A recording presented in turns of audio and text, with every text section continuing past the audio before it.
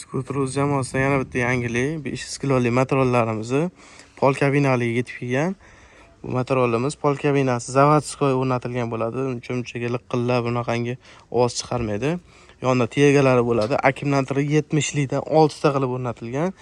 Motor miyasi 1800 watt qilib ishlangan. Balonlari juda katta balon. Deb aytishim mumkin.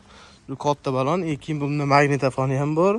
Telefon podstavkasi, hamma yog'i udobsivasi bor, komfortli. Sidlarning tagida joylari qoldirib ketilgan. Qo'shlaymiz-ku mana.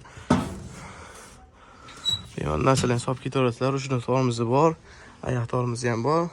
Pultlari Cobalt pult qilib chiroyli qilib ishlangan. Qo'shlaymiz-ku.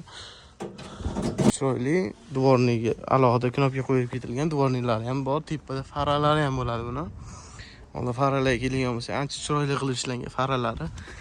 Valla amortizatorlar ancha yumshoq bo'ladi bu motorolimizni. Ko'rsanglar bo'ladi. Orqa tomondan ko'rsam, orqa tomoni ham juda chiroyli ishlangan. Umuman kabinasi likillab bunaqangi ovoz chiqarmaydi. Ishlari ham juda chuqur bo'ladi. Bemalol ko'proq yuk solib ketsanglar ham bo'ladi. Kattaroq yuk solmoqchi bo'lsalaring, uni yotqizib qo'ysangiz, ana tegalarni yotqizib qo'ysalaring, o'sha kattaroq yuk bemalol sig'averadi. Bu motorimizda har xil ranglari mavjud. Oz miqdorda qolgan, ulgurib qolinglar. Hojat uchun aloqaga chiqarasizlar, pastda nomerlar qoldiramiz.